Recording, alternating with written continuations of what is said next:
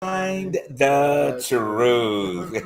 We thought we were known, huh? Yeah, I'm confused. Got all this stuff going on tonight.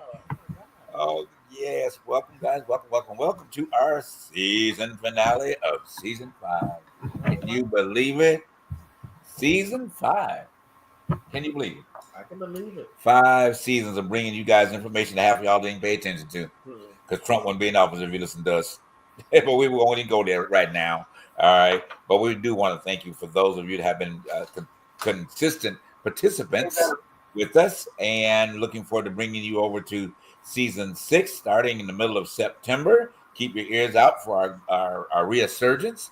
I'm going to be introducing a lot of new things for you in season 6. We are actually, I can tell you this much, we're going to have a co-host of the month. Okay. So we're going to put some advertisement out for you guys to submit to being our co-host of the month. Variations of different. We want to hear from everybody. Okay, everybody. If you like us or don't, we want to hear from you next season. Okay, so that's something we're going to be excited about doing and introducing a few other things to get you more involved in the truth behind the truth. So before we go on, let's go ahead and knock out our particulars real quick. Want to ask you once again to like, and share, like and share. Okay. Even as we are in repeated mode, as we are not live, you can always share to the show, and you can always contribute it to the show, because those opportunities will be there all the time for you to be able to do that. All right. So we're excited about it, and we're going to make it happen. All right. I think the particulars are up on the screen. I can't see them fully at this point, but I'm sure Charles has them up for us already. Just your participation on Cash App is certainly great. TTBTT show. And on Venmo, the truth behind the truth, or to our email, ttbttshow@gmail.com. All right. How are you, I'm a little underneath the weather right now, but I'm fine. But the way this weather goes is heat and cool. But go ahead. I'm not all the way there tonight, but I'm here. All right. But other than that, though, y'all, we had a situation this past weekend. My brother Daryl, who is in the hospital right now, we are sending him love and prayer for his healing. He was caught in a situation of being, not burglary. Well, we don't want to claim it was burglary, right? But he was shot. Yeah, gun violence, and y'all just keep my family in prayer, and our family, yes. And let's hope for the best for. These days everything is so toxic and negative with the media and everything that we're hearing on television and on the radio and everything. And we just got to be mindful that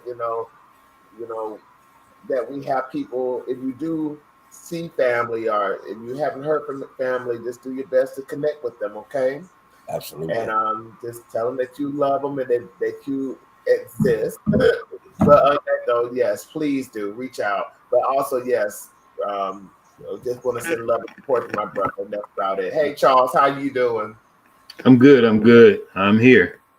I hear that.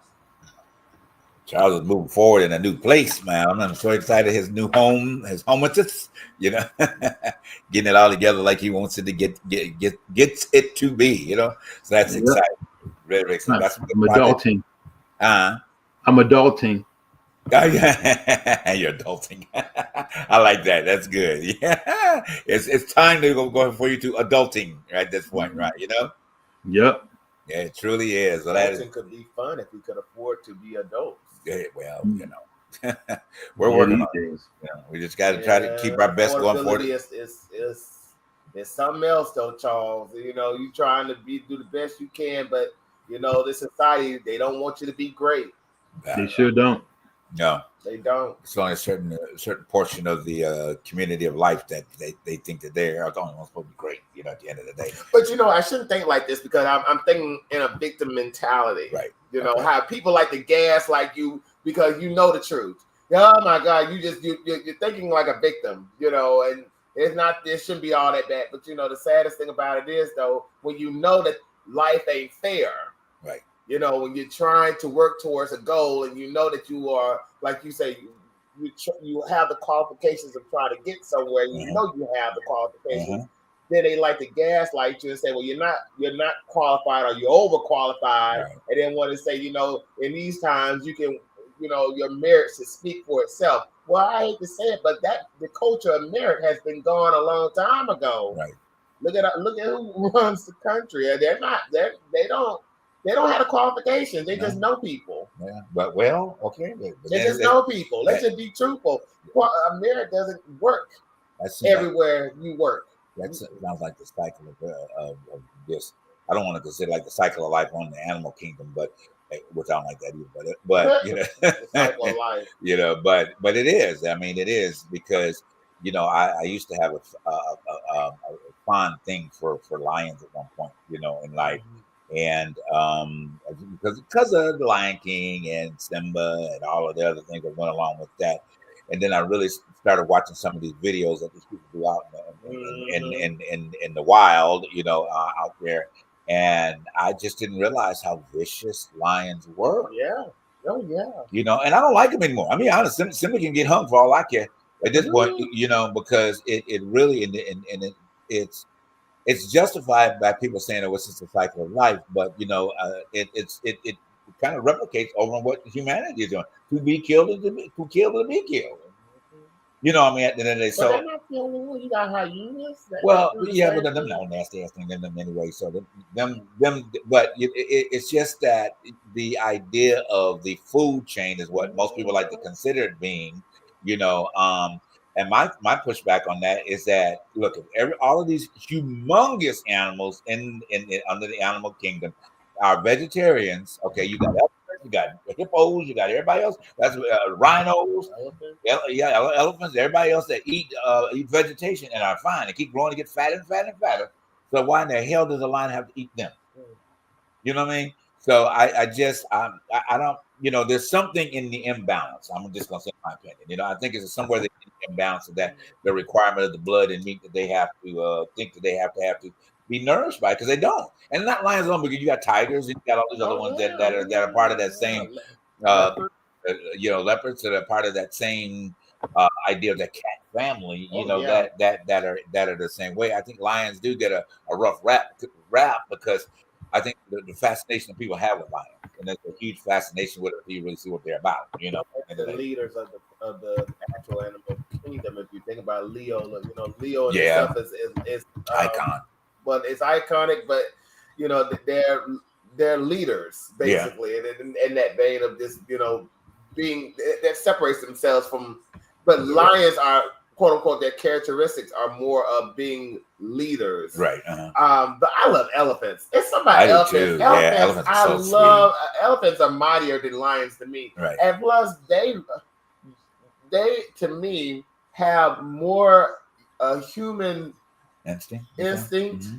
They believe in protecting. Yeah. Whether you are a lion or a cub or anything, if they see anything that's in danger, they will try their best to help them out. Right. And on top of that, it's just something about them that is all based on community with elephants. Yes, absolutely. And they are mightier to me than lions. Right. I mean, you get in the path of an elephant, especially a big old one. He's gonna let you know. He's gonna let you know for real. Absolutely. Especially within, if you're in close proximity to their children. Right. Absolutely. They don't play when it comes down to that. At the end of the day, they can be tough now. Don't get them wrong now. They may seem sweet. Yeah, but they you get too close, it's all over with the elephant too. They don't be playing, they'll stomp you right on out, and they never forget that they saw you either. They come back later and stomp you out, But anyway, so this was not Mutual Omaha's Wild Kingdom tonight. All right, we just kind of went where it went. But anyway, as I said, so tonight is our season finale. We're gonna jump around a couple of conversations. I think tonight we are looking at the overindulgence of spiritual implication in the lives of people. So we're going to have a few videos by that. This young gentleman that we're going to introduce tonight has some very, very strong points, and some points that typically the African-American people really need to pay attention to and what we do to each other, in the wings of what we consider churchism. All right. Somebody said, "Oh Lord, they're going back to church today." Yeah, we're going back tonight just for a little bit because we want to leave y'all with something to think about over the next few weeks while we're off on the hiatus. All right. And then we were going to get into that idiot, of course. We got to leave you out with a little bit on the idiot side, and then we were talking about what we call our girl, Monica. I get tongue-tied trying to say her name, but she's been featured a lot on our shows, and she's up Instagram. She's just a phenomenal young lady about history, biblical, white supremacy, black supremacy. She's very, very good, guys. If you're not following her on her everyday posts or her studies, you're missing out on something because she's very, very informative. Very, very informative. I mean, I've not seen anybody that have these. Every post gets over almost 100,000 likes. So this means that this young girl is saying something to humanity and reforming things. So we, I fell upon her. We fell upon her and just kind of have started introducing her to a lot of our shows, just different points that she's bringing about a lot. So we'll feature a few things from her tonight as well. All right. Well, we're going to start off with this another voice, that's out there that's making waves and things like this. Young lady was bringing some information on, I think it was on TikTok the other day or something like that. She's been making a lot of waves. I mean, I would say she's part of the young voice that needs to be out there, along with some other young voices that are very knowledgeable of what's going on in today's time. So go ahead and play it. All right. Good. She's really good. All right. Here we go. Okay, so everybody's talking about Donald Trump, J.D. Vance, Peter Thiel, but nobody's talking about Rockbridge. And that's exactly how they want it. So let me break this down so you actually know what this is. Rockbridge isn't just a campaign. It's not a think tank. It's not even technically a PAC. It's a private club for billionaires, for tech bros, and old money donors who are building political projects the same way that Silicon Valley is building startups. You pay a buy-in anywhere from $100K to $1 million, and this is per year. And what you're really buying is a seat at the table, where right-wing America gets planned out in real time. So who's behind it? This thing was founded in 2019 by J.D. Vance, the VP, and Chris Buskirk, who's a MAGA media guy, I guess. But the brains and the bankroll? Peter Thiel, the Mercer family, the Winklevoss twins. It's the exact mix that you'd expect. Tech libertarians who hate government, hedge fund families who hate taxes, and cultural warriors who hate diversity. So what do they do with all that money? They fund media outlets so conservative talking points drown out everything else in your feed. They build shadow transition teams, literally ready-to-go governments stacked with their people. So when the Republicans win, they flood DC with operatives. They use lawfare, suing universities, journalists, anybody who threatens their narrative. And they bankroll down ballot races in red states, sheriffs, judges, school boards, because they know that power does not just live in the White House. Why does this matter? Right? See, Trump is just the circus act. Rockbridge is the infrastructure. They don't care if it's Trump, DeSantis, Vance, some other puppet. They don't care. They're building a machinery that outlives every single politician. They meet twice a year in these secret retreats, Palm Beach, DC, even international locations. And what comes out of those meetings? The lawsuits, the campaigns, the talking points that you're going to see 6 months later. So yeah, Rockbridge is a lab where they're engineering the future of right-wing power.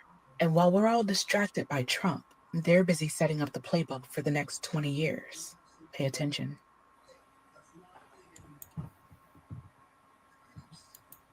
Wow. Yeah. You take that, yeah. And it's true. It's true. There is a group, there is an organization called Rockbridge Network, and it does consist of high-paying donors like Elon and a lot of millionaires who support the conservative movements. And but I'm not surprised because we know of other conservative organizations like the Heritage Foundation. Even Trump came in with his movement, his organization called the Birther Movement, which we all know that was a ploy to discount the legitimacy of President Barack Obama. You do have the evangelicals; they have their organization.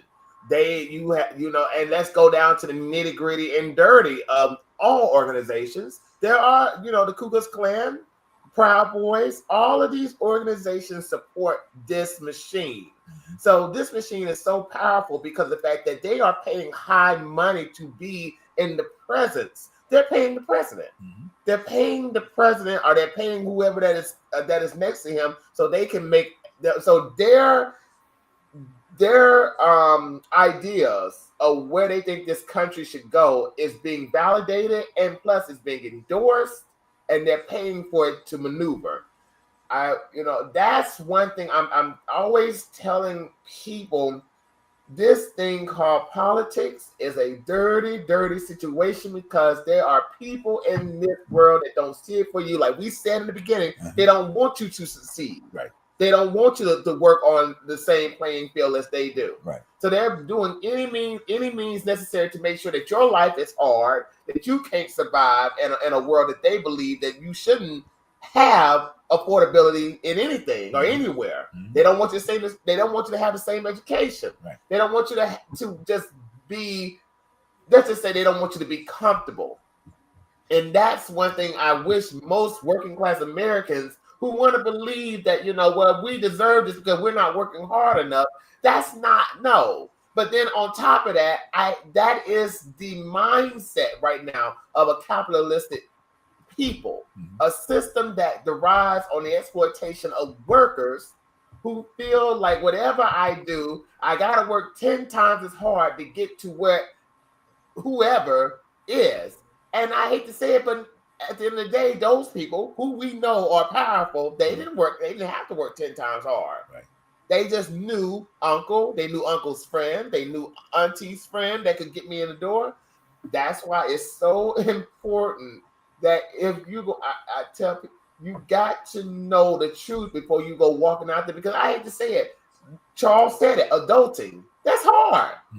And we're all trying to make it in this world, trying to make sure that our bills are paid, our rent is paid, that we can afford gas and food and all this stuff. But you got people in the dark pockets of this country who are paying billions of dollars to say, we don't want you to be comfortable. And that is a fact. Now, not to say that the liberals don't have their organizations. We know they have some organizations too. But this right here is, they are really trying to take down a democracy right now. And it's showing what Texas, but I'm not going to hold up the floor. But Charles, go ahead if you have something to say on this matter. Well, it's the hypocrisy. All these people in the Republican Party were saying how bad Trump is until they found out he was going to follow their agenda. And basically, I guess you say, support, make a foundation for white supremacy, Christian nationalism, all this, these things. There was over 350,000 black women lost their jobs through this Doge project. Right. Nobody's upset about that. The unemployment rate for blacks has doubled what it was. Nobody's talking about that. They're saying how he's clearing out money. He's making sure that their programs work. He's cleaning up DC. But what they're not talking about is the 5 state Republican governors who are sending National Guards up to DC to help police DC. They're not just doing DC as trying to get the crime rate down. They're doing Haitians, which means they grab black people. The same way they were talking about they're doing illegal immigrants, they're grabbing all Hispanic people. It doesn't matter who you are, as long as you fit the bill. You are being basically the Giuliani School of Policing, stop and frisk. It doesn't matter whether you're doing anything. It's just a matter. I see you. You are already you fit the description of someone that does stuff wrong always, and it's usually someone of color or someone in the minority. I guess you say social structure. Women, men, African Americans, Latinos, Haitians. It's just so despicable that there are black folks who actually believe in this system. Oh, well, DC was really bad anyway. We need to clean it up. But you don't participate in anything, but you're willing to let anything go by and just overwhelm this country. And I'm gonna be honest with you, I love this country. I served this country, and Yes, you did. unlike a lot of folks, I've suffered through a lot of loss while I was in the military, deal with PTS because of it. And there's not another way to say this other than if you sit on your butt, you won't get anything but a flat ass, and that's just how that works. Okay, love that.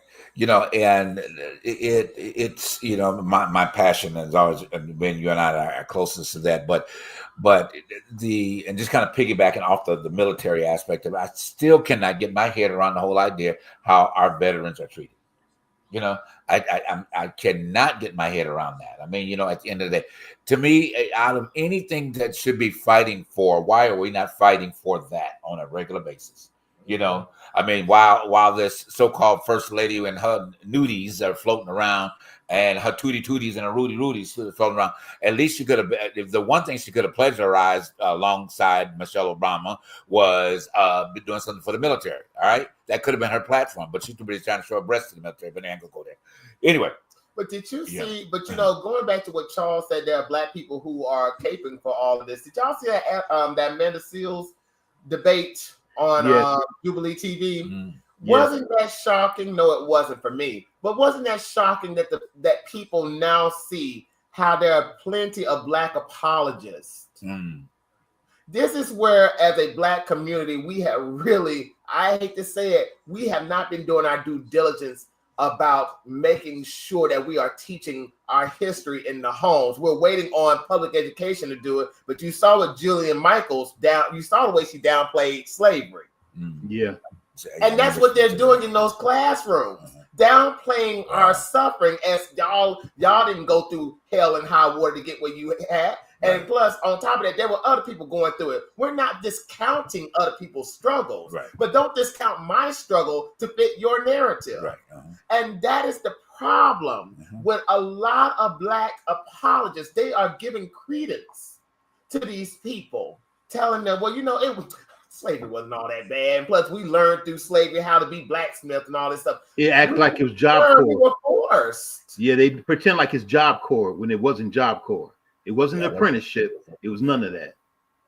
It really is, and it's just how it's being lessened in terms of the intensity about it. Because, I think that the reminding and the personification of reminding, I think maybe as Black Americans, the number one to stop referring to ourselves as African Americans. That's a whole. But we're gonna pick that up next season. We go. Because I'm taking on Black American. Again, I'm leaving African American behind. You would have wanted that from what you saw. If you saw that at Amanda Seales debate, you wouldn't want to call yourself African American anyway. Right, yeah, well, I ain't gonna lie. A lot of immigrants, black immigrants, they come into this situation leaning not in understanding but in judgment of our situation, and not even knowing that. I hate to say it. If you want to get through or to corrupt a community, you have to divide and separate, divide and conquer. Right. We all know about the field hand in the house, in the house Negro, field hand in the house Negro. You saw the way they treated those in the house compared to they treated those on the field. Right. That's the situation that's going on within the diaspora. You got a lot of people from Nigeria who come in here. And I ain't trying to take away success from Nigerians, but let's call a spade a spade. If there's a situation where you feel like, and this is me probably thinking of in myself a Caucasian, I don't want to see these others, blacks, get to a certain level. I want to see this person get to a level because I trust this person through his ass and through him not having the mindset of a Black American and a freedman, because they know that this system is corrupt. I'd rather go with this person because they seem like they're qualified. They seem like they don't come in trying to throw this what they call it, this oppressive Olympics on my back. I would rather go with this candidate. And the saddest thing about it is, though, Charles and Jay, this is what they do. They divide and conquer us through these narratives of I can trust these people over y'all. That's why you have the Indians come through and they get these types of situations, these business loans, these positions. They get these. And I hate to say it, I think as Black folks, we need to circle the carriages And we have to support each other. That. That's good. We have to support each other. We have nobody is coming to save us, and that's the truth. We have no other choice but to put money behind each other. And I'm just going to leave it like that because there's something at play. Right. Charleston. Lyndon Johnson said it best. If you can take the lowest white man and convince him he's better than the highest black man, you can pick his pockets. Mm-hmm. Yeah. Wow. And he'll never notice. You never notice. You know, and we say every week, we've been saying it every week. Okay.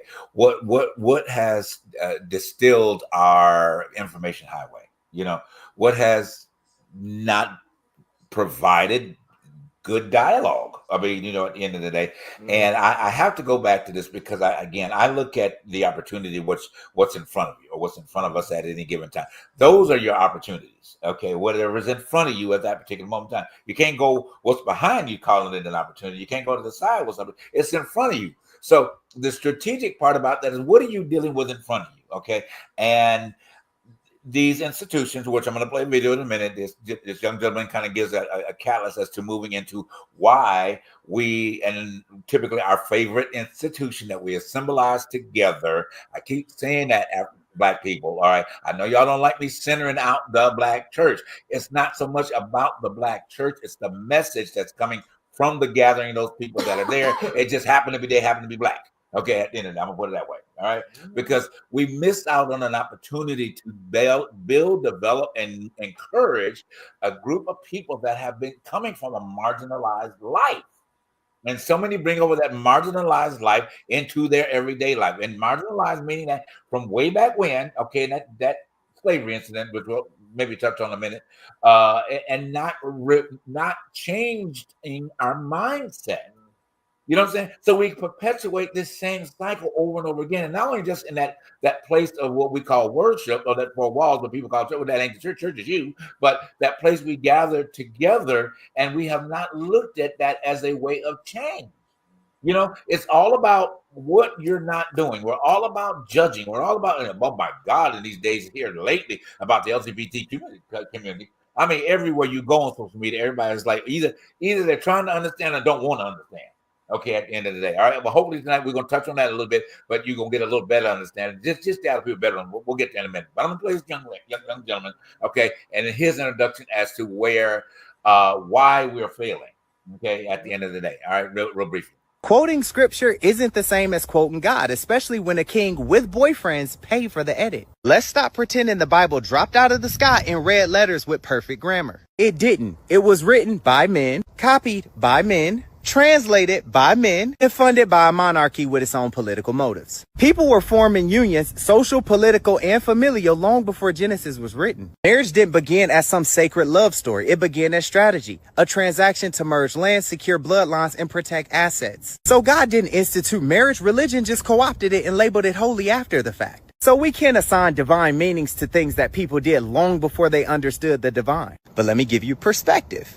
You all say biblical marriage means one man and one woman, but let's be real. Abraham had multiple wives and concubines. Jacob married sisters and slept with their maidservants. David had at least 8 wives and more side women. Solomon had 700 wives and 300 concubines. And women were often traded, gifted, or conquered, so we can't call that an equal partnership. And let's not forget King James, the man behind your favorite translation and possibly someone else's favorite secret.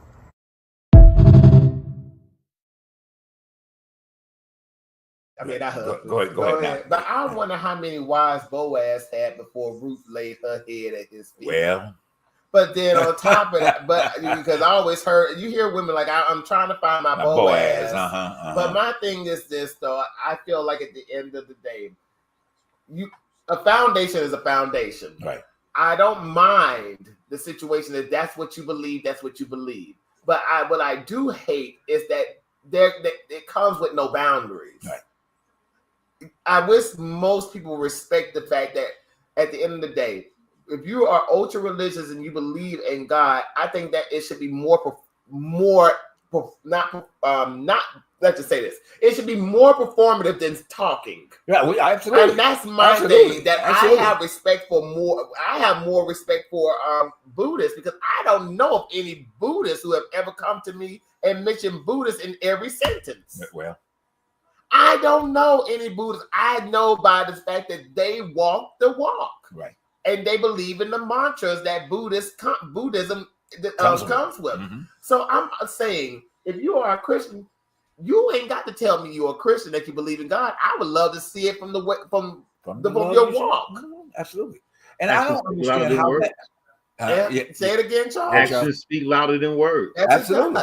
I don't understand how we have gotten to the place that in the realm of churchism that we have become the morality police in every situation of life. And just as this young man just said here, you know, who gives you the authority to be the morality police on every situation when you are probably the most immoral person that there is? Because your immorality will start with because you don't love people.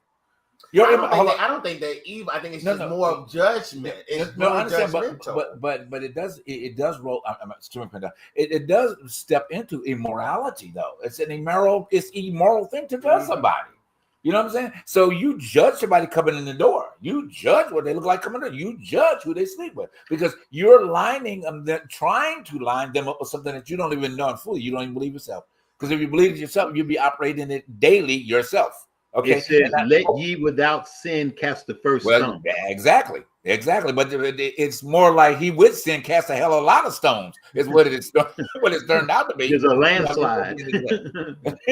You know. Go ahead. But this country, they claim is a Christian nation, right? They claim that it's a Christian nation. Right. He's gonna touch that later. How can you be of a Christian nation and be of the capitalistic, industrialistic mindset?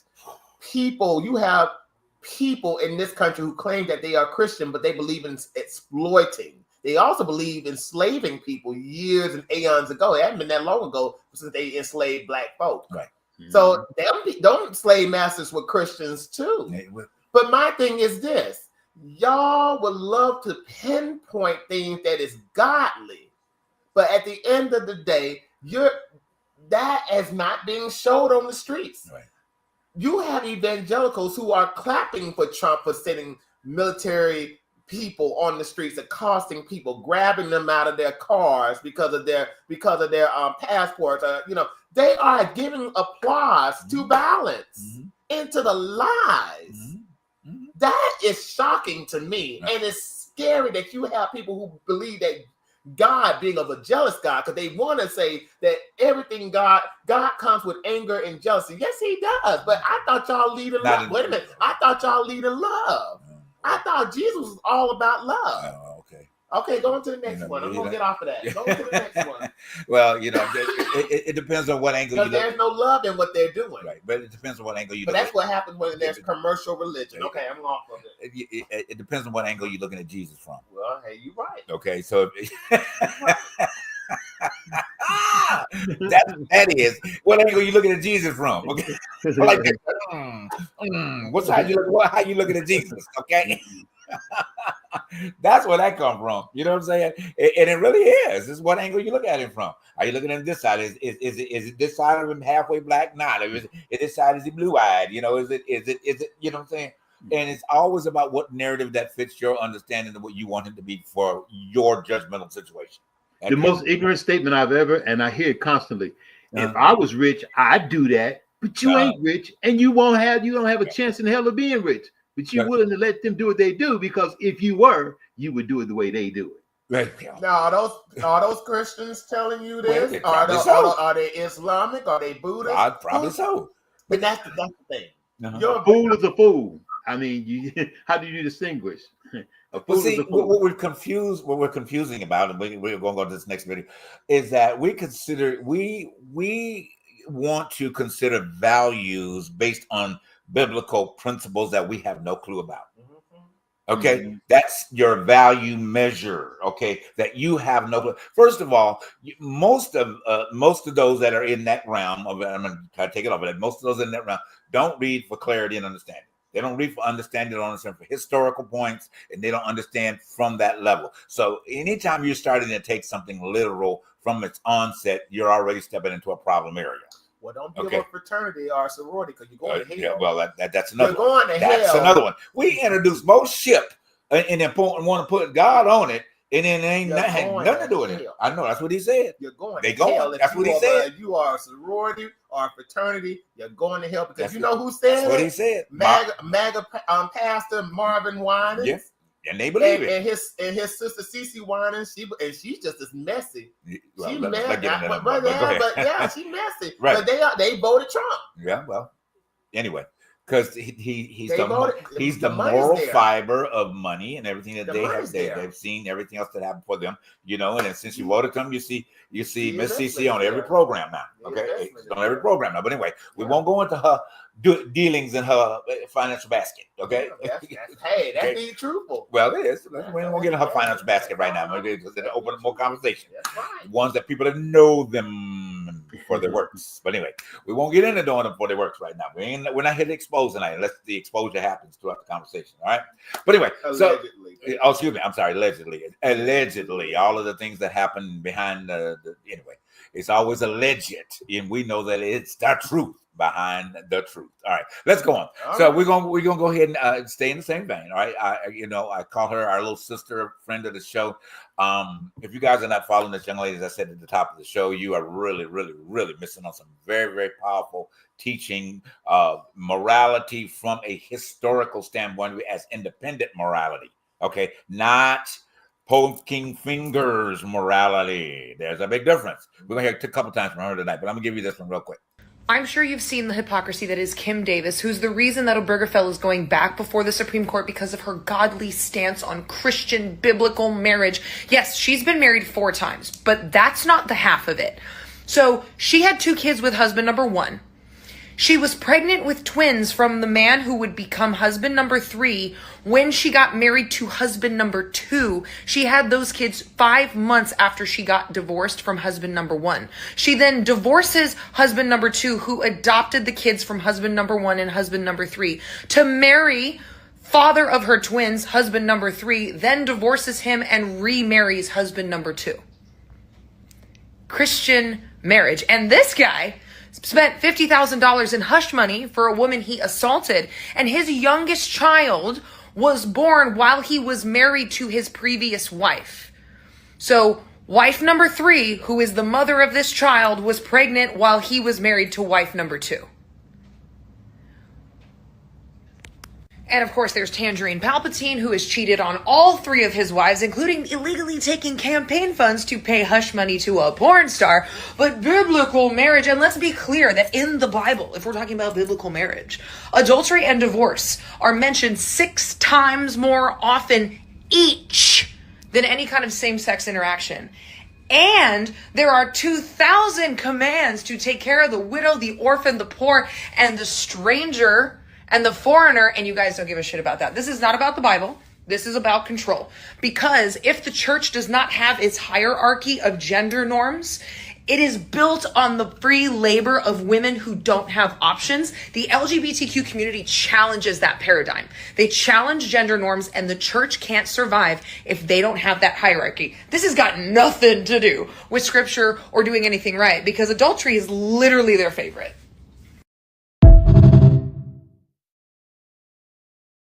You know what? Well, go ahead. Like I said, if this is what you call a Christian nation, I don't know what to. I don't know what to say. To be honest with you, like she said, it's all about doing the work, and the work is making sure that you are helping the homeless, right, helping those who are of any of your foreign neighbors, or of people who have been invaded. But I say this. Canada, our neighbor, has now become more of a country of morality than we are. Mm-hmm. We are now just a big corporation. Yeah, America is now a big corporation, and we are the numbers that give them the profits that they need to keep this organization or this corporation going. Mm-hmm. We don't. And let me also say this: there are going to be a lot of people who are going to be pushed out on the streets because they can't afford their rent. They can't afford anything that consists of food, groceries. Let's just say it like that. What America's going to do? What are we going to do? Well, this is the greatest economy ever. Remember, this is the greatest economy of any presidency ever. It's just Ever. the best thing that's ever happened. That's why he fired the labor statistician, because the numbers didn't match what his ego wanted. So since she's giving him the truth, she got to go. We need to find somebody who's going to put out the numbers the way I like them put out. Right. Now you can't. Well, they say you can tell people facts, but you can't lie about the truth. You can't lie about facts. You can tell them your truth, but you can't lie about facts. When you sit back to the education secretary, she didn't even know what AI is. That's crazy. She's supposed to be teaching ahead of the education system. That's ridiculous. The guy who's in charge of health, he has a worm in his brain. He has no idea what health. He says there are problems with vaccines, but yet he gets his kids vaccinated. Right. So tell me how that makes sense. Of course. Let's get him to start working on his voice box, and then we can have a real conversation. It's all that crack he smoked, probably. Let's let him find a cure for that first, and then we can talk about everything else that needs to be. Sound healthy. Of course not. I mean, at the end of the day. Sound like, but. And the other part that busts the daylights out of me is they want to make a better, let us eat healthy. They want us to change up our food. But when Michelle Obama said that, they told her, don't tell me what to eat. I'm going to eat my cheeseburgers and drink my cancerous drinks all I want to do. You can't tell me what to do. This is America. Did all of that. Did all that work. Yeah. Said all that. Said why she has her hand in our children's lunch, our children's lunch food. Why is that they're trying to control what our kids are eating? Sarah Palin was talking all that crap then, and now all of a sudden we got this RFK in there trying to say, well, we need to cut back on the food coloring and let's now do corn sugar instead of not corn sugar. Cornstarch. No. Cane sugar instead of high fructose. Fructose. Yes. But let that have been Michelle Obama talking all this stuff. Yeah. But they're not serious. Right. They are not serious. That is the situation. They are not doing the work. Right. They're just talking all types of talk. But what they're doing is filling up their pockets. There's an old saying. They're not doing nothing. They're standing in the wind, pissing and seeing who get wet. That's it. That's it right there. They standing in the wind, pissing and seeing who get wet. Doing nothing. Exactly. So that's right. Exactly. I mean, that's just the bottom line. That's and again, somebody that's going to continue to push an agenda for somebody, and then make this certain sector of people that still believe that this clown is the way it should be, is in line with he wants. 46% of GOP said they would still vote for Trump even if they found out he's on the Epstein list. Yeah.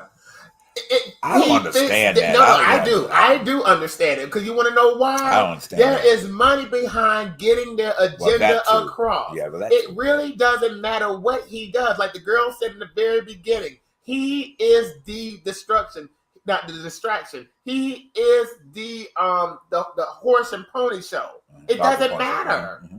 He could have raped children up and down the street. Mm-hmm. As long as he's pushing the agenda that they put money behind, that means making sure that prayer back in school, making sure that marriage equality has been casted out. I can't wait until they get to the interracial situation, because it's going to happen. I don't know what Clarence Thomas is going to do.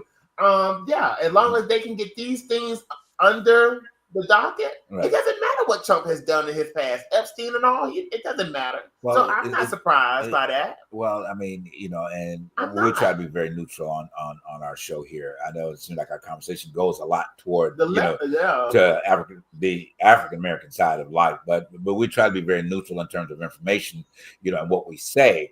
However, if you stand guilty of the problem, then you need to change. You need to correct the guilt. At the end of the day, and if it is coming from your community, on the other side, and you know that it's coming from your community, why are you not saying something to correct the community? Either you believe in it or you're making money from it. Either one.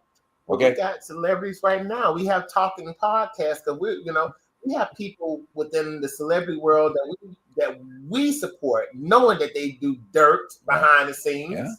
Yeah. I people like, hey, we got Charleston White, we got Umar, we got all these people now. And they are still giving these people money, knowing that they are scamming them, that they are saying whatever they want, they want to hear. It's all about pushing one's agenda. Right. And it doesn't matter how filthy the person is, as long as That's true. if they're That's speaking true. the worldview that I believe in, That's true. it doesn't really matter.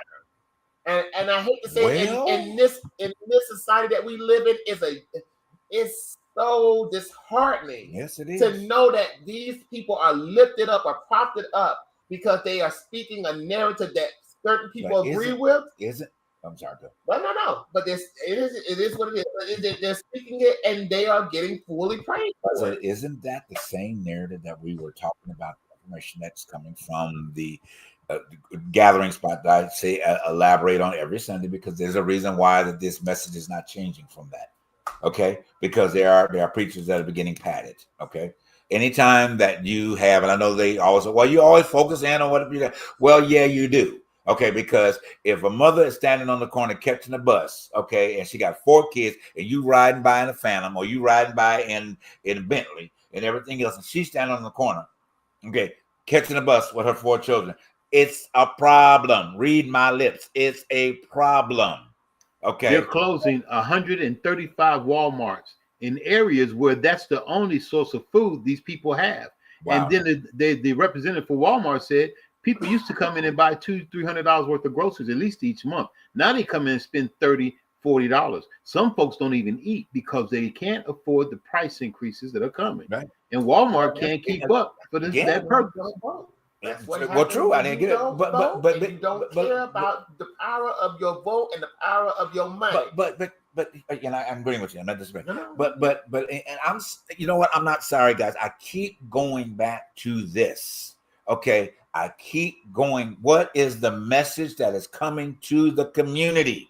Okay, we're still talking nationally. You know what I mean? At the end of the week, what is the message? This little small. What was that little thing you used to do? Here's the church. Here are the people. Open the door and watch the steeple, or what that thing you used to do as a kid. You know what I'm saying? Why is this? Is like, why are we having these kind of conversations when we have an institution on every corner? Okay, that is supposed to be the catalyst, like she just said, of taking care of the community.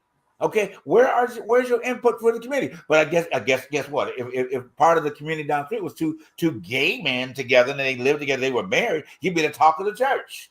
Why? I'm just using an example. Or if the other factors that mean to be so important that we have these conversations about that are unbiblical. Okay, in conversations that we should be having each and every Sunday. My point is that why is this not the catalyst of the responsibility of the Christian organization? Okay, and I'm just trying to take it off of black people at the moment. Why is it not? Okay, why is it that we're padding everything else? You know, we're not padding the members. We're not padding the members into one. Go ahead, Charles. You know, I'm a firm believer in it starts at home. Yeah, you can't put your kids off on someone else and hope they're going to raise them. You know, and there's no understanding of how important a sound foundation at home is. Right. I blame our men, especially our black men, who need to be there as a solid foundation. I have a lady friend who told me the other day, she goes, you know, I don't believe in marriage because I've never seen a good marriage. Everybody's miserable. Everybody's in having problems. So what makes me want to get married? That's true. I agree. But what's so sad is the fact that you talking about the church, you talking about a situation about relationships. But do you know how you can go into both situations and feel powerless? Yes. That you don't have the power to stand up and to be counted or to make a change. There, you know, these two situations are based on the fact that it's hard out there to make a courageous stand. And say, you know what, from what I've been taught, from what I've seen, I have never seen this. But to step out on faith, which is so hard, it's so hard because this is what you've been told all your life. Yes. And you've been really fooled into believing that there are good people out there. But do you know how good people capitulate? I worked at a Walmart. You were just talking about Walmart. They are, you know, people at this point in the game, Walmart is now becoming Nordstrom's. Yep. But the facts are the facts. You have people who work in Walmart who don't believe it for themselves to have to make decent amount of money with that organization. That's capitalism. They believe that the rich man has every right and every say over your life because he has given you the opportunity to mend in his shop. Trickle down. That's dangerous. It is. But down south in certain parts of California, you have people who believe in that type of stuff. And that is why you have these right to work situations. You have you're always in a situation where you could be the most qualified worker, but they'll go hire somebody outside of your job to come in and either take your place or to be your manager. You're training your managers nowadays. And people think that's right. And people and customers support this. You put I don't think they really know. Some of them don't know. Yes, they do. They do. Okay. Because let me tell you this. I see on Twitter all the time how people go and they treat service workers. You go into a McDonald's, you throw food, you throw drinks, you do all this stuff to make your presence known, to say, I'm disgruntled with the way you're treating me. But you won't even do that with your politicians. The people who do make your lives a living hell. You don't even go into the Capitol and throw drinks and sandwiches at them, but it's so easy to go into a McDonald's or Wendy's or CVS and throw stones at the person behind the counter who don't have a hand in this situation. They can't even, you can't, and I'm going to leave it alone right here. I'm going to make this my last one. You work at places like Walmart, you can't even have a second job. They won't even allow it in the policy. How crazy is that? They're not even allowed to have another job because they don't want you to work for the competition. And they know they're not making enough money to survive. How crazy is that? But we go and we support that with our hard-earned money, and we go work for it because we have no other choice. Well, in certain communities, we don't have no other choice. In this, I'm just going to say this, and we're going to go to the next point. It seems like the popular thing is being ignorant is the best thing that people do. It's popular. You might as well we might as well open up a t-shirt shop, put on every corner in every city in America. We absolutely get rich because, and just put I am stupid and I am ignorant. That's it. At the end of the day, just start a t-shirt movement, of I am stupid and I don't pay attention. And on the back, I don't pay attention to shit, and put that on the back. That will sell. It will sell. Oh man, you see that shirt? That shirt got I don't pay attention to shit on the back. I like that, man. Woo! I ain't shit. I ain't paying attention to shit. But anyway, let me go on to our girl again. In this next one right here. I don't spend much time on TikTok, and now I remember why. I ended up on the MAGA Talk side of life and all the red pill content, and I found the new catchphrase, black fatigue, because privilege must be so difficult after they experienced 250 years of slavery, about 89 years of segregation, and then now that they have some semblance of civil rights, and they're taking up space, that must be so hard for you. But I went down the rabbit hole because I'm apparently a masochist, and this was a really bad day to stop drinking. I went to their profiles, and every single one of their profiles have a Bible verse in it. The same Bible, in fact, that says in Genesis 1:27, for he created mankind in his own image. In the image of God, he created them. Male and female, he created them. That's really weird. It doesn't say anything about it just being white people. Let's go over to the big hitter, John 3:16. For God so loved the world that he gave his only begotten son, that whosoever believes in him shall not perish, but have everlasting life. See, it's weird here. It says world. It doesn't say white people only. And in Romans 2:11, it says that God shows no favoritism. The Good Samaritan was good because he crossed racial boundaries to help someone who was in need. Let's go to Galatians 3:28. It says, for there is neither Jew nor Greek, slave nor free, male nor female, for you are all one in Christ Jesus. And then Matthew 25, he says, for whatever you did not do for the least of these, you did not do for me. I am so tired of the goddamn hypocrisy. You'll jump in on 6 clobber verses about homosexuality that the translators admitted was a mistranslation, but you ignore the 29 verses about adultery because you're too busy committing it. You ignore the 400 verses about taking care of the alien and the immigrant and the foreigner because we don't want to follow that part of the Bible, and the 2,000 verses commanding you to take care of the poor. What does God ask of you? To act justly and love mercy and walk humbly before your God, you raging hypocrites.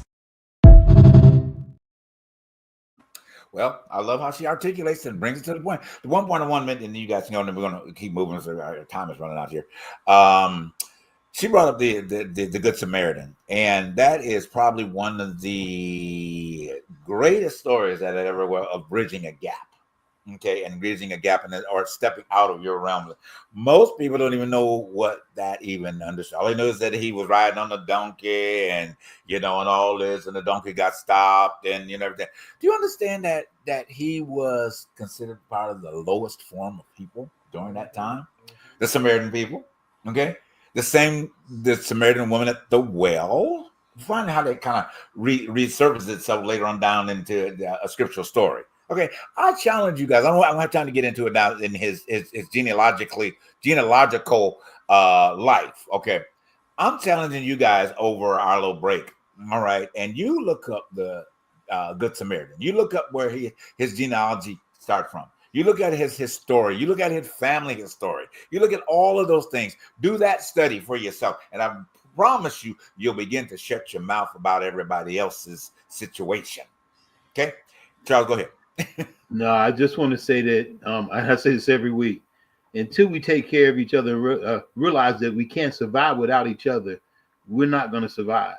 And things are changing so fast and so quickly, from AI to finances to our driving. My grandkids probably won't even get to drive a car.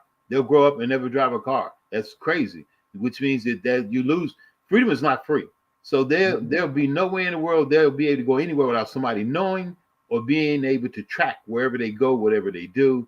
Right. There is no more liberal or liberty to have the freedom of choice. Everything is going to be dictated to you, basically, like in all of our in autocracy. You do as I say, or else you'll be punished. And that's where we're at now. And with all the things that's going on with the food, man, look at all the food they wasted that was supposed to go overseas to help people. That's the only reason people ain't been bombing us. We were actually helping folks. The medicines that we were sending overseas to help people that were having AIDS.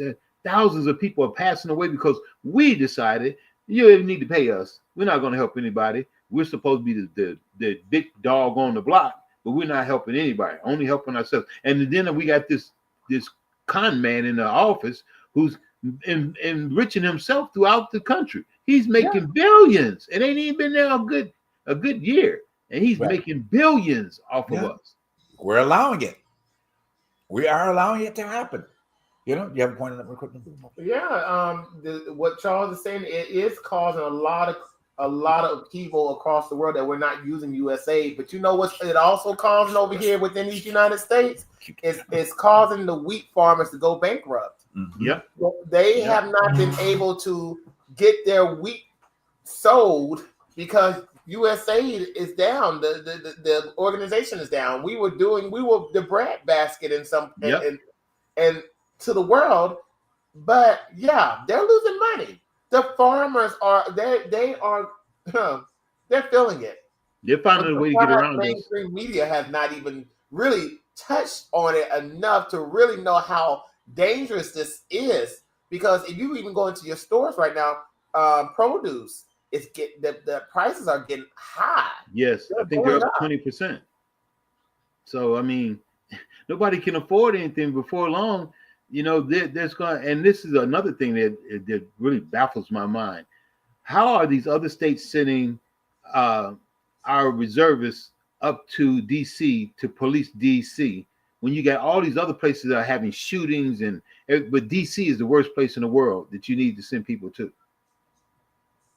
And to be honest with you, it's nothing but a ploy to start up some form of a civil war. You know what? DC is not the only place. We live out here in LA, but then you down in certain areas. I can use Selma, Alabama. Selma, Alabama's not safe to walk down the street. You got even certain parts of Mississippi. Jacksonville is not that safe either. That's not. They get off the cities, the towns too. Let's talk about the hole in the wall towns, those sundown towns. But let's get off of those too now. Those don't even exist, but they do exist. But the saddest thing about it is they have already, the conservative talking heads, and I don't understand why most people didn't catch on to this during the campaign. He said that he was going to bring troops. He was going to bring police into these blue cities. He was going to federally not fund them if they did not follow the qualifications are, let's just say, not the qualifications, but at least the let me just say this, Charles. It's so sad though, because Boston, they're going through this too. You know, they consider them a sanctuary city right now. You know, they're going to cut federal funding from Boston, Massachusetts. Yeah. Pam Bundy has sent the letter to their mayor saying that they are not going to put money behind Boston because they did not do the will of the president. That's dangerous. It is. And a lot of people don't understand how dangerous that sounds and that is. That's crazy to me. But then I live in a society right now where information has now been sanitized. Been muddled. Yeah, it's been sanitized. It's whitewashed. It's muddled.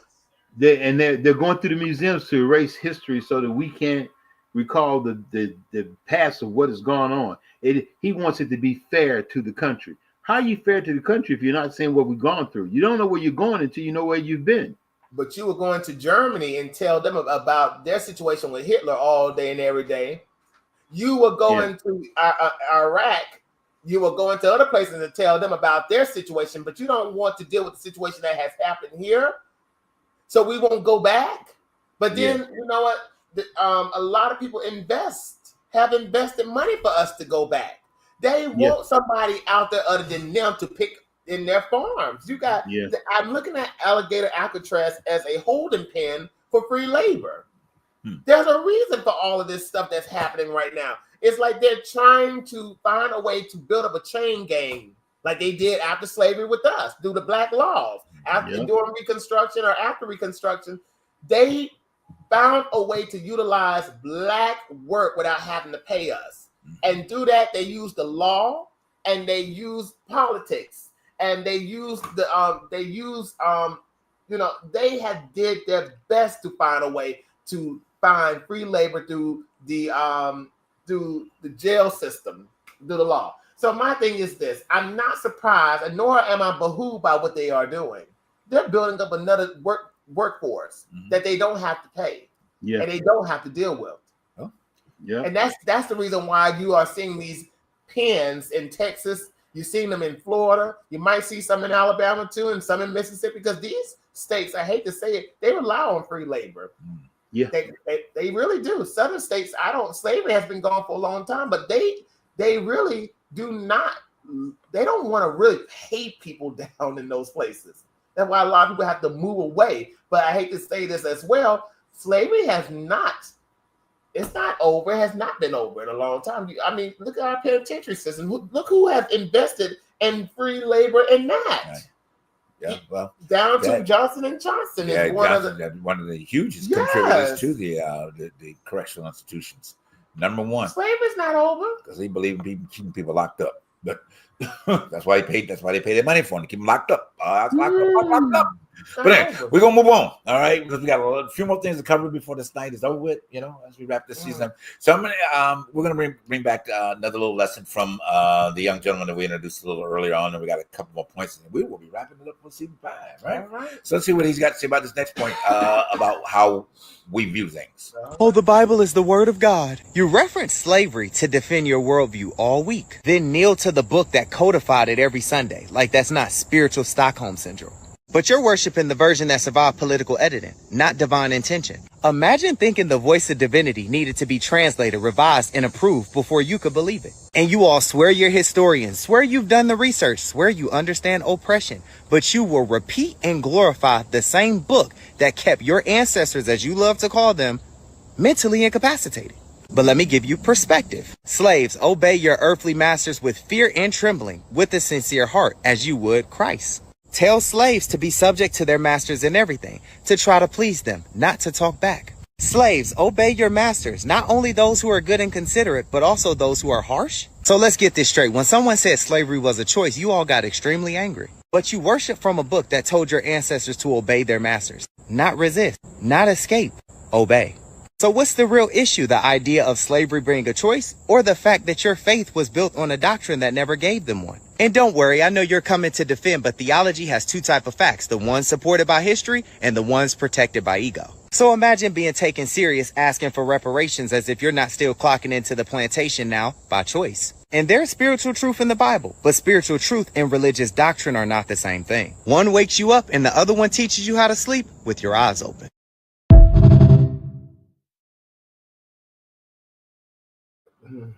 Isn't that what you just said? Yep. You know, that's exactly what you just said. So our framework, has not shifted. Basically, what he's saying, our framework is still that same mentality. Now, I understand your point of saying that it's woven into the fabric and trying to move back in another direction that required labor. I'm trying to put nice better. That required labor. Would I would like to think that the general population, and typically Black Americans, would have enough information to not allow themselves to be fooled into that type of. Well, but you know what I'm saying. This is open dialogue. You know what I'm saying. So, but to support what this young man was just saying, we don't. Because if it's not matching up to our idea of the descendant side of what we think that Scripture has taught us, then it has to be wrong. So, in other words, what you feel about slavery is supported by Scripture because that's what you believe. That's what you act on. That's what you do, and that's how you see yourself. You've never seen yourself as this victorious individual in God, which we're all called to be. You still see yourself as the slave master. So we bring slave master mentality. We keep perpetuating, like we started out here in the beginning. We continually perpetuate that cycle. So how do we ever rise to the occasion? Good. Well, and you don't even have to be a slave to be a slave. No, we don't. I go to work every day. I have to capitulate my individuality to hold down a job. That's just the truth behind mental slavery. That's mental slavery. Mm-hmm. Emotional slavery. That's the saddest thing about America right now in these United States. We all have to capitulate. We all have to submit in some form of fashion. Right. Mm-hmm. And you ain't got to be in nobody's fields or be locked in chains. You can be in a two-piece suit. You can be at a warehouse. Mm-hmm. It's just that is the ways of capitalistic values and systems that are supported and upheld. Is that a value or is that just a requirement? It is value because you got the status quo still got to exist. Yeah, I guess so. Right. The status quo still has to exist. Trump is here because of that value. These people who hold down these rich people, these rich donors need politicians to uphold what they believe is fact. You follow O'Leary off on Shark Tank. No. Oh well. You watch his show. I like Shark Tank because of what the institute you can learn from that from a business perspective. But as far as they but he believes in that. He talks about the fact that we need people. We don't need people to make a lot of money off of just doing simple work. We're not talking about making a whole lot of money. We're talking about people who have to be in your store half of the day. You're talking about people who miss out on graduations, who miss out on birthday parties, who miss out on funerals to make that check for the rent. Right. So let me. That is what I'm talking about. Let me submit this. Okay, and very very rightfully true about that. What has happened? Forever and a day. Is the dependency on working for people have been the whole thing. We as general people, and this has no color bearing this because it affects on both sides. We have become dependent upon capitalism for our survival. That's the problem. So the reason why people don't make those necessary stands as they should is because the capitalism said, well, we'll fire you. You'll lose your job. You'll lose your home. You'll be on the street. And all of these other fear factors that have been woven into society as a whole. So where is it to stand? Where is it to stand against the company that I work for putting Trump back in office, or as when we both work for that other drug company that we won't mention their names, and when they decided to give $65 million, okay, out of money that was actually set aside to give to the employees of the company, okay, but they mysteriously made it go another direction. You know what I'm saying? That to me, that is just so. That should be enough for the American workers, or singular worker, but workers to stand with their feet. Put their feet on the ground. They say, well, what's going on here? But people live by fear. Okay, we have, which is why we got Trump in the first exactly. place. So people live by fear. So, and until we move from a place of complete fear over these situations and stand in our own truths, but you have got to stand in your own truth to be able to move from a place of fear. And when you don't really know your own truth or who you are or what you represent, this is straight across the board. Okay, not sectored out by races.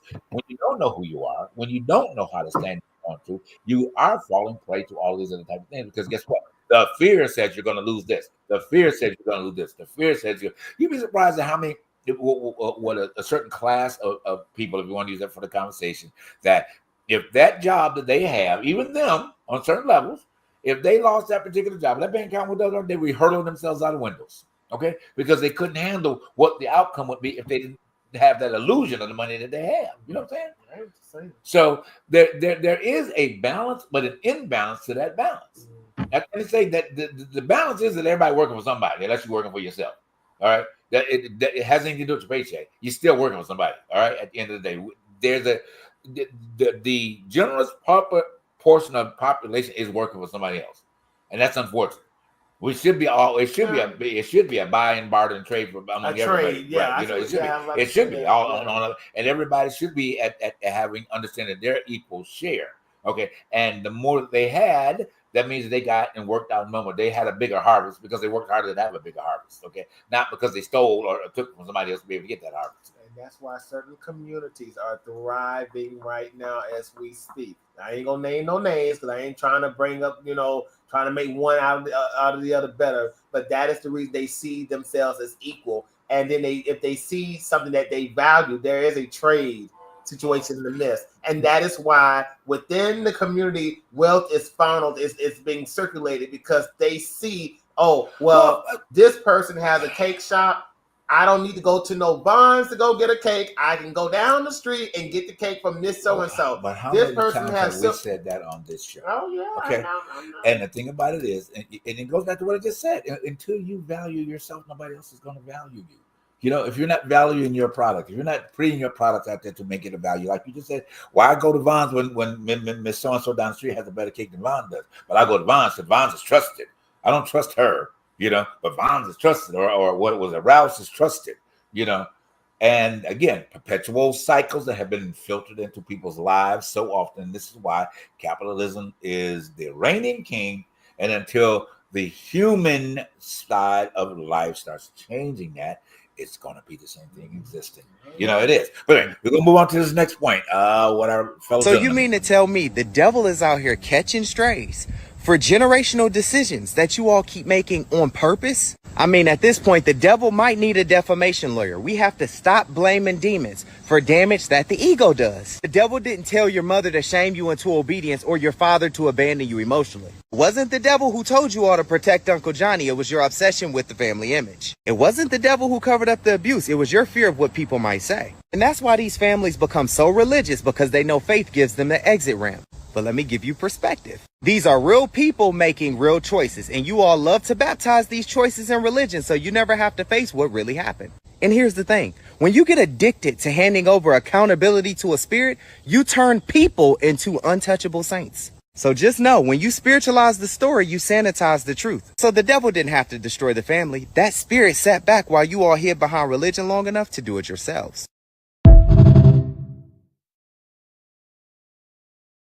Okay. Charles, what you got to say about it? Hey, I'm just wondering what's the next step? Where are we going? That's the truth. What's it going to take? As we wrap up this season, the understanding of what are we going to do to fight back? How are we going to make a stand? That's what I was alluding to. There we go. Go ahead. There we go. Yep. Go ahead, Charles. We need to somehow come together on a I guess you call it a unified effort. We have to somewhere get in here and put up the fight. There are people still speaking loud, but they need voices behind them. They need support. Absolutely. This is how those folks that are in there with Citizens United and all that, they moved the needle in their favor. That's how they got there. That's how they were able to put this thing into place. It's been in place since Reagan. I don't know why people didn't realize it. I said it ever since then. Reagan started this thing. trickle down theory, how we need to change our neighborhoods and all. But once they got through there and they started implementing people that we kept saying, well, vote don't mean nothing. Why are we voting? It don't make a difference. Now you're seeing how much of a difference it makes when you sit back and say, I'm not voting because it won't matter. Now we got where we are. Somehow we have to unify and start making a stance and making the effort. Well, you know what, Charles? When they start implementing us going back to the back of the bus and telling us to get up because I need those seats, then I don't know what will wake us up, but I know that will wake me up, because that's what happens when you don't have a say in your life. People have a say in your situation. I'm on a group on Facebook. I think it's Black Men Mental Health group, and even in that they say that in the comments, my vote don't count and all this stuff. And I'm saying to myself, see, that's where we have failed. We're going to be taught that their vote done. That we haven't taught our power in the vote, the power in the vote. But to be honest with you, that's where they have did a good job at misinformation, distraction, deflecting, gaslighting. They did a good job, because you got Black people who, for many years before me, I was even in the world, was fighting for that right. People were being lynched if they even found them on the voting registrars. I mean, they were chased out of town. Interjected fear. And the saddest thing is that right now we don't have a lot of that going on, but you still have the excuse not to get in line and make your voice count, because you don't want responsibility. You want to point at people all damn day and all damn night. And that is a sad, sad, sad situation, especially for the Black nuance the Black life that we live within these United States. Go ahead. So, to your point, but this is what that young man just said. It's not the devil, it's ego. Exactly. But what we have done is we have crossed the line, okay? And we have implemented that spirit into the life and not being responsible and accountable for the decisions that we have made and what we've taught people. So everywhere you go, well, he's doing that, they're doing it. It's always about that. And what are you doing to stop that from happening? That's what you just said. What is the place that you're standing in to stop that? If there was that spirit doing it, what are you doing to rebuke that spirit for those of y'all that believe that way? What are you doing? Yeah. You know what I'm saying? What are you doing to rebuke that behavior that's coming out of that person? Or are you standing there like, really? You understand my point? Really? Yeah. It's one thing to continuously say that what these levels and levels and levels are, but where are you going to stand and put your damn foot down? When you going to put your foot down? What are you going to say to that enemy? Get the out of my house. Get out of my life. Get the fuck out. Hold on. And where are we going to make that decision? And there's a come to a point that you even may have to say that on your job. Who was that song that came out years ago? Trying to take this job and shove it. Who you know what I'm saying, and I personally, my story is ship that I'm going through my company right now at the end of the day. But I sat at the point and had a meeting. I told you about that meeting that I had, and I told him right then and there, I said, look, I'm not gonna fluff. You know what I'm saying? I'm not gonna fluff. I'm gonna tell you just how I feel. Now, whether it goes on to catapult me into something, whether you say this is my last day or whatever the case is, you will hear from me in terms of how you all have offended me. Okay? And if it goes no further than this conversation right here, at least you know this day in your era that JB has told you this. Now, it may not give me $100 million into this, but rest assured, at least I know that I have said the truth behind the truth to your ass. That's why I hate to say this, and you hate it too. That's why I didn't. That Monique and everybody, and I hate to bring it to that because we're not on that. Right. But you got to understand when you have people like Ari Lennox, and you know how crazy, Charles and y'all, when people are saying, "Well, this is how this TV show made me feel."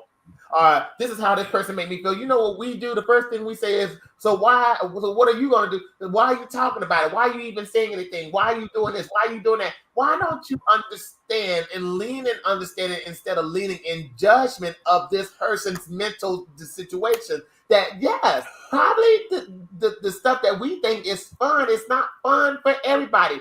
Everybody is not a monolith. But getting off of that subject matter, because we're not on that, I want to also say this. When this stuff comes over my feed, when Black men and Black women are getting pulled over by the police, and you're telling these people, why are you searching me? Why are you harassing me? Why are you doing this? And why you are doing that? You need to understand there's a reason for everything.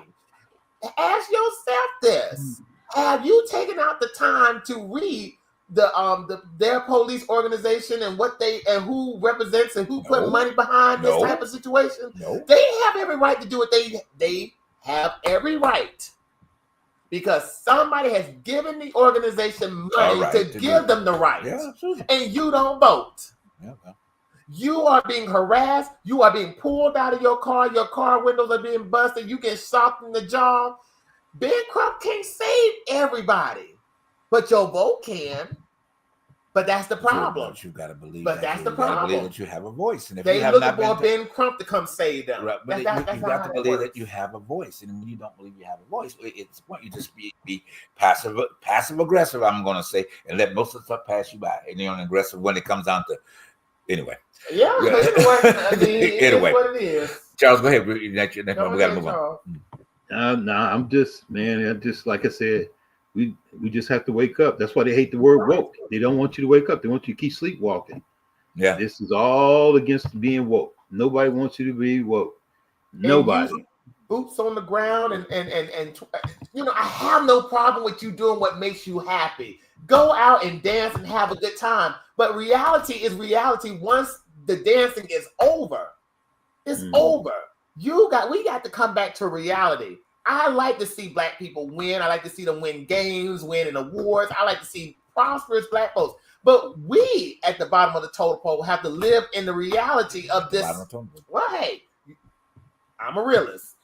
I'm like this. We have to live in reality. We have to deal with these things. Like Charles said, what are we going to do? I say what we need to do is get back to the core of what it is that we want out of our communities. Yep. What do we want? Well, yeah, okay.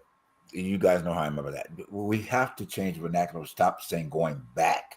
We have to establish something going forward. All right. So you have to establish going forward in order to change your culture.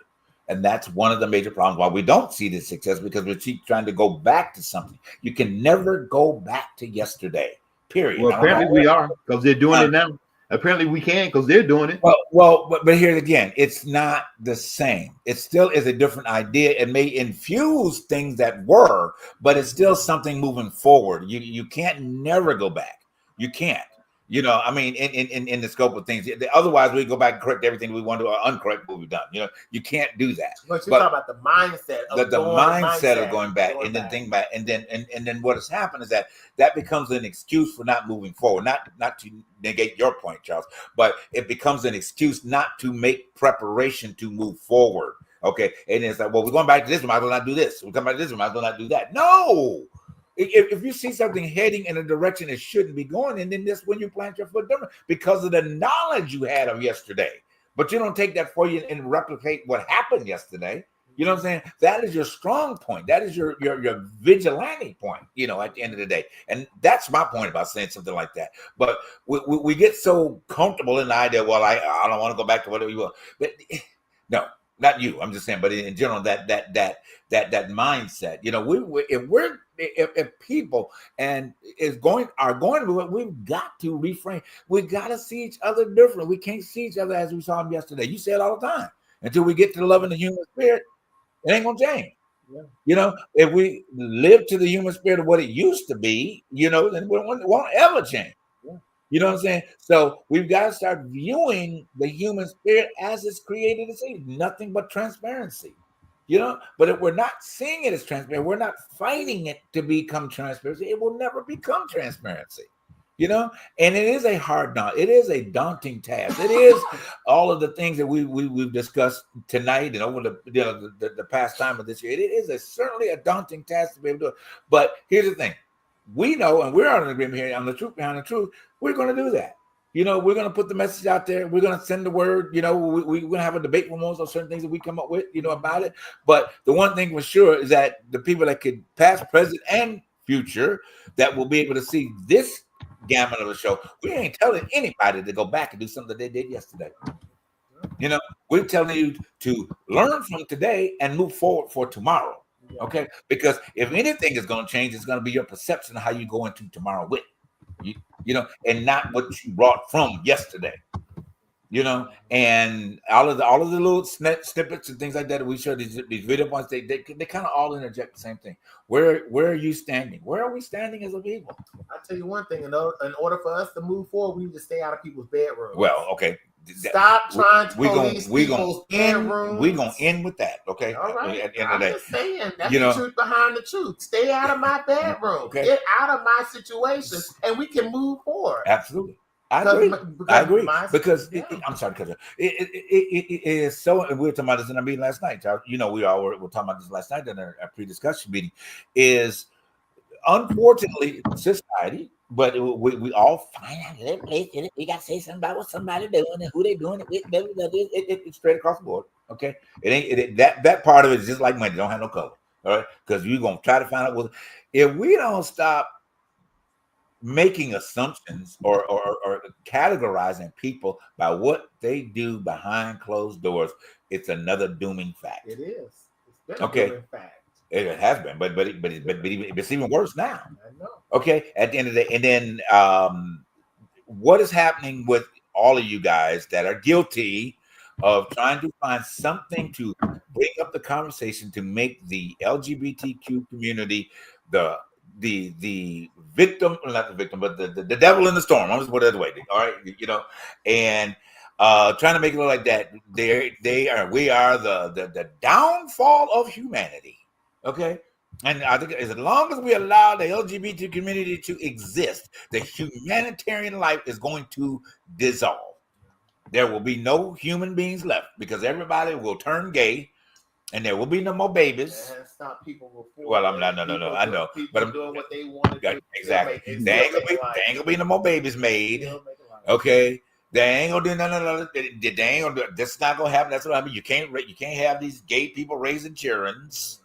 Okay. You can't have this. You know, I wasn't gonna get it. I wanted to play this one clip from this pastor, and then we're gonna close out with this. But there's this couple. That they have on. Instagram. Okay, they've been married for quite some time. Same gender couple, and they adopted 2 wonderful children. You know, I was talking about this the other day, and one of them, I love the story behind this story. If you want to look them up, you can go on Instagram and find them. But one of the husbands said the other day that, and nobody knew this about them. They out of their adopting, they adopted a child with special needs. Yeah, I believe it. Okay, with special needs. The child that they adopted has autism.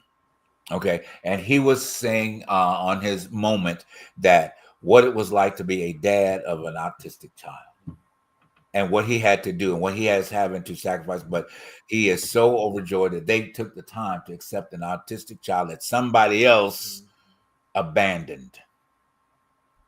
Okay. Let that sink in. Okay. Let the heterosexual that abandoned them, okay, abandon that child. You know what I'm saying? It's not about gender, but it's just, I'm driving on a point. Okay. Driving on a point, in that. So before you start really, passing and continue to pass this judgment about what people are doing privately, y'all need to stop. I just don't care because it cares you all completely down the slippery slope that don't return. Sexuality, it doesn't matter. Just stay out of people's situation so we can build a better situation within the world, that society that we live in. I don't even like to say the word world, but we just need to build a better situation because that will keep us focused. what's keeping us not focused is being in one's womb and being somebody's bed, and on top of that, being in somebody's house. Right. My problem is not what you do, because it's not stealing money out of my pocketbook and keeping food off my table. Right. I think what really we need to get back to is the reason why we have laws in place to do those things, and the reason why we can't get basic health care, because there are certain stipulations and policies that are enforced by certain laws. Right. And that is the problem with the society that we live here in these United States. I'm just saying, I don't care what you do. I don't care what you wear. I don't care where you live.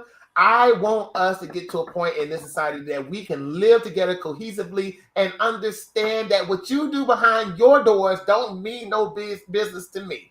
Absolutely. It means I just want us to get on an even playing field where we can all live our life and afford the life that we want to live without anybody trying to justify the fact that, well, you don't deserve this because of who you believe, what God you believe in, and who you marry. Right. I don't care. Right.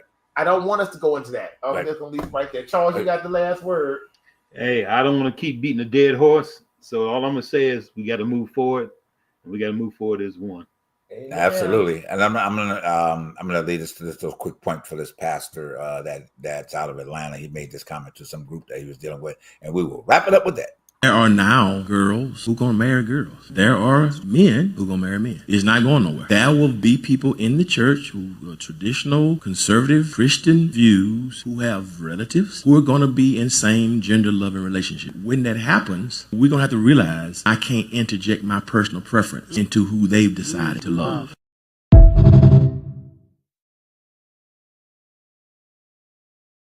Well said, well enough said.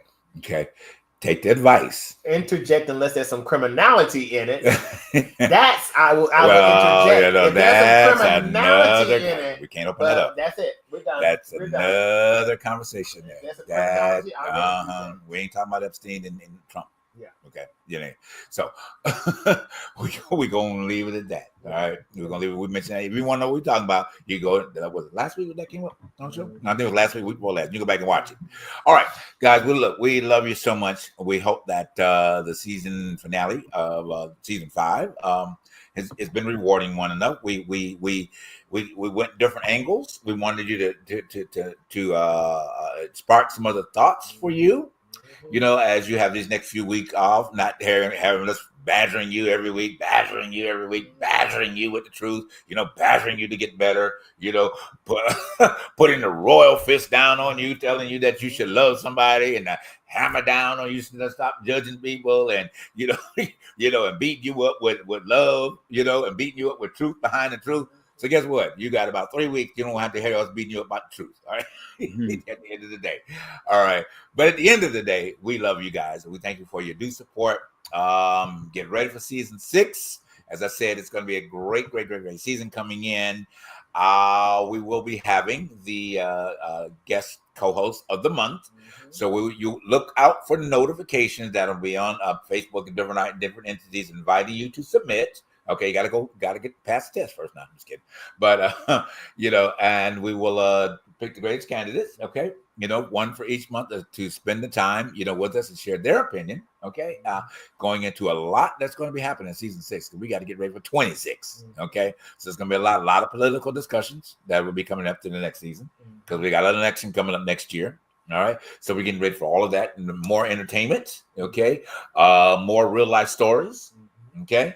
All of those wonderful things that I think that will support you and help you guys to be the move into the greatest part of you, which is being created by the greatest creator there is. All right. And we always want to see everybody do better. Remember those 3 points: love God, love yourself, and love humanity.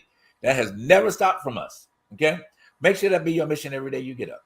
You know, however you view your perception of God, that's how it is. But make sure you do that first, okay? Make sure that implicates on you, and make sure you spread that out through humanity, right? Each and every time that you go. Charles, you got something you want to add for us? Nope. I just want to say, see you season 6. All right. Babe, go ahead. That's it. You said enough. That's it. Okay. That's it. Absolutely. Guys, thank you very much for tuning in tonight. Again, re-airing will be on Saturday of this, and then we will be re-airing shows at these times while we're on hiatus. Be different ones we selected out. Okay. Thank you so much for tuning in. We love you guys. Thank you. We cannot thank you enough for sticking with us, and we're looking for you to stick with us even greater next time in season 6. All right. Bye.